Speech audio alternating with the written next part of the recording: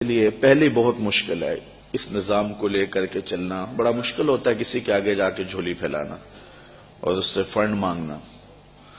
مجھے بڑی اچھی طرح یاد ہے کہ ایک دفعہ میں ایک شخص کے پاس گیا تھا تو اس نے وہ گھومنے والی کرسی پہ بیٹھا تھا اور رخ پھیر کے دوسری جانب کر کے ساتھ والے ساتھی کو کہنے لگا آپ کا کیا حال ہے. تو میں وہیں سے اٹھ کر کے آ گیا تھا. تو میں نے اپنے طلباء سے کہا تھا کہ بھوک کاٹ لو گے لیکن میں دوبارہ کسی کے پاس کسی کے گھر میں جا کے نہیں مانگنا ہے. ہم اتنے پریشان تھے کہ حال دل سوزاں ان سے بھی کہا کہ جو غم گسار نہ تھے. خیر میں نے ایک بات اس کو ضرور کہی تھی. میں نے اس کو یہ کہا تھا کہ میں اللہ کے فضل سے اپنی ذات کے لیے ایک پائی کا بھی روادار نہیں ہوں.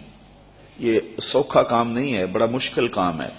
میں اس پورے مجمع میں کہہ رہا ہوں, پوری دنیا میں کہتا ہوں کہ کوئی ایک شخص بھی اٹھ کر کے میرا طلب کرنا تو دور کی بات ہے, میرے رویے کا لالچ بھی بتا دے تو میں دین کا کام کرنا چھوڑ دوں گا.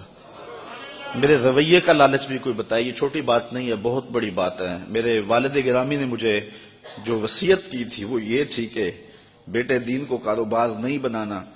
اگر شوق آ جائے دولت جمع کرنے کا, اگر یہ طلب دل میں جاگ جائے تو پھر کاروبار ہی کر لینا. آپ کو اللہ نے ہاتھ پاؤں دیے ہیں, کوئی کاروبار کر لینا, دکان پہ بیٹھ کے رزق کما لینا. تو دین کو جو ہے وہ روزی کا اڈا نہیں بنانا. تو اللہ کے فضل سے آپ نے میرے رویے سے بھی, میرے طرز زندگی سے بھی یہ بات نہیں دیکھی ہوگی. اور یہ بات کہنا بہت مشکل ہے جب علم کی بولیاں لگ رہی ہوں اور جب 50,60 ہزار روپے کے اندر تقریریں بک رہی ہوں تو ایک بندہ سویر سے لے کے شام تک کالا کالا رسول اللہ کا نغمہ لے کر کے گھومے تو یہ بہت بڑی سعادت ہے. تو میں تو اپنی ذات کے لیے بھی کبھی جو ہے وہ کوئی ہلکا اشارہ بھی کرنا مناسب نہیں سمجھتا ہوں. اور اللہ نے دل کو یہ استغنا کی دولت دی ہے تو میں نے اس کو جو ہے وہ ایک شعر بجوا دیا تھا. میں نے کہا میں بڑا غیرت مند شخص ہوں اور خوددار آدمی ہوں, لیکن میں ان بچوں کے لیے جھولی پھیلانے کے لیے آپ کے پاس آیا تھا. آپ نے جو رویہ میرے ساتھ رکھا, چلو وہ آپ کا انداز ہوگا اور آپ کا بھی شاید قصور نہیں ہے, آپ ایک آنکھ سے سب کو دیکھنے کے عادی ہوں گے. تو میں نے کہا تھا کہ میرے سوال کی عظمت تو دیکھ, میرے سوال کی عظمت تو دیکھ, خیرات نہ دے حسن طلب کی داد تو دے. میں نے کہا یہ دیکھتا کہ ایک شخص کس طرح تیرے پاس آیا ہے تو یہ سعادت مندی اپنے لیے سمجھ لیتا. خیر اللہ تعالیٰ جل شانہ کی بارگاہ میں ہم نے دعا مانگی تھی کہ مالک ہمیں کسی کا محتاج نہ کرنا. یہ سلسلہ جو آپ کے سامنے ہے انشاءاللہ یہ بہت جلد پایا تکمیل تک پہنچے گا. میرے عزیز نے بات کی, آج سے 4 ماہ قبل کی بات ہے کہ ایک پراپیگنڈا کے طور پہ پورے شہر میں یہ بات پھیلا دی گئی کہ یہ جگہ جو ہے یہ بیچ کے کھا گئے ہوئے ہیں. تو مجھے افضل کہنے لگا, میں جمعہ پڑھانے کے لیے ممبر کی جانب جا رہا تھا تو مجھے کہنے لگا کہ آج جمعے میں آپ نے وضاحت کرنی ہے کہ جگہ ہم نے نہیں بیچی ہے, یہ محض پراپیگنڈا ہے. تو میں نے اسے کہا کہ مجھے بتانے کی ضرورت نہیں ہے, حالات آئیں گے تو وقت خود بولے گا. تو یہ ہم کس کس کی صفائیاں دیتے پھرے, لوگ ہمیں گالیاں نہیں دیتے, لوگ کیا کچھ نہیں کہتے ہیں. تو جو کسی کے من میں ہے وہ کیا, کسی نے کہا نصیب اپنا اپنا, مقام اپنا اپنا, کیے جاؤ میں خارو کام اپنا اپنا. اب تو لوگوں کا محبوب مشغلہ بن گیا ہے ہمیں چھیڑنا, ہمیں تکلیف دینا, ہمیں اذیت پہنچانا. یہ ایک آپ کے شہر میں ایک شخص آ کر کے بڑی لمبی زبان سے یہ بات کر کے گیا ہے کہ رضا ثاقب نے تو دین کی لوٹ سے لگا دی ہوئی ہے اور وہ دہائی دیتا پھرتا ہے کہ پانڈے کلی کرا لو, مفت تقریراں کروا لو. اس نے تو دین کے وقار کو مجروح کر دیا ہے. یہ دیکھو بت کہیں ہمیں کافر خدا کی مرضی. یہ بھی وقت آنا تھا کہ جو دین کو بیچ رہے ہیں وہ کہہ رہے ہیں کہ یہ دین کی لوٹ سے لگا رہا ہے, اور اس نے جو ہے وہ یہ کیا تماشا بنایا ہوا ہے.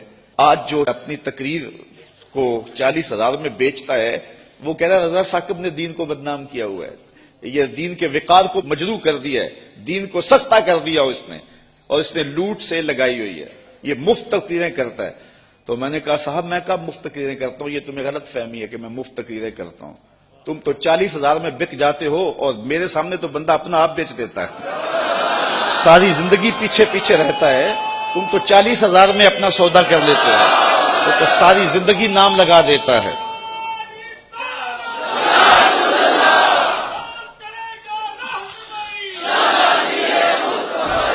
لوگ جانیں بھی دے دیتے ہیں اور کہتے ہیں یہ ابھی بیانہ ہے، ابھی قیمت تو باقی ہے۔ تو میں نے کہا کون کہتا ہے کہ ہم مفت تقریریں کرتے ہیں؟ یہ سازش ہے کہ ہم مفت تقریریں کرتے ہیں۔ لوگ تو اپنی جان بھی وارنے کے لیے تیار ہیں۔ یہ رات بھی لوگ موجود تھے، عصر کے بعد بھی تھے، سحری کے دم بھی تھے۔ اس وقت آج بھی ابھی تک بیٹھے کون آتا ہے؟ کس کے پاس وقت ہے؟ کیا عمرے کے ٹکٹ رکھے جاتے ہیں کہ لوگ جمع ہو جائیں، کیسی کیسی سریلے آوازیں لگائی جاتی ہیں لوگ جمع ہوں؟ یہ میرے پاس کیا ہے؟ لفظ بھی ٹوٹے ہوئے، لہجہ بھی سلامت نہیں ہے، لیکن یہ طلبہ ہیں تو کھچے چلے آ رہے ہیں، کہاں کہاں سے آ رہے ہیں۔ محبت کرنے والے ہیں کہ سب کچھ نچھاور کر رہے ہیں۔ جو شخص آگے سے جواب نہ دے تو لوگ سمجھتے ہیں کہ اسی کو مارو اور اسی کی تذلیل کرو۔ اور دوسری بات یہ ہے کہ جب کام ہوتا ہے تو مخالفت بھی ہوتی ہے۔ یہ 108 بچے فارغ ہو رہے ہیں، اصل مخالفت تو اب شروع ہوگی۔ تو مجھے ایک صاحب ذمہ دار ہیں، بزرگ ہیں، تو وہ کہنے لگے کہ کچھ لوگوں کے کنایتم جو ہے وہ ذکر کرنے کے بعد کہ یہ سارے لوگ آپ کی مخالفت کرتے ہیں، آپ کا مقابلہ کر رہے ہیں۔ تو میں نے بڑے حیرت سے کہا میرا مقابلہ تو نہیں کر رہے۔ کہنے لگے نہیں تم بولے آدمی، تمہیں نہیں پتا، یہ تمہارا مقابلہ کر رہے ہیں۔ میں نے کہا صاحب میرا مقابلہ نہیں کر رہے۔ کہنے لگے نہیں تمہیں نہیں پتا، یہ تمہارا مقابلہ کر رہے ہیں، اور کھلے اور کچھ باتیں انہوں نے سنانے چاہیے۔ میں نے کہا کیسے مقابلہ کرتے ہیں؟ میں ایک مہینے میں 70 درس دیتا ہوں، اگر یہ 71 دے تو مقابلہ ہونا۔ میں 70 ایک مہینے میں اللہ کی توفیق سے 10 دیتا ہوں، اگر یہ جو ہے وہ مقابلہ کرے تو 71 یا 72 دیں تو مقابلہ ہوگا۔ نہیں وہ حجروں میں بیٹھ کے غیبت کرتے ہیں۔ میں نے کہا یہ تو پھر جو ہے وہ مقابلہ تو نہ ہوا۔ تو آج اللہ نے ہمیں توفیق دی ہے کہ 108 طلبہ فارغ ہوئے ہیں۔ اگر کوئی مقابلہ کرنا چاہے ہمارا تو ہمیں خوشی ہوگی کہ وہ 109 فارغ کرے، اور اس سے اسلام کو بھی قوت ملے۔ کاش کے ایسے مقابلے کا ماحول پیدا ہو جائے۔ فاستبقوا الخیرات، اس مقابلے کی ترغیب تو رب نے بھی دلائی ہے۔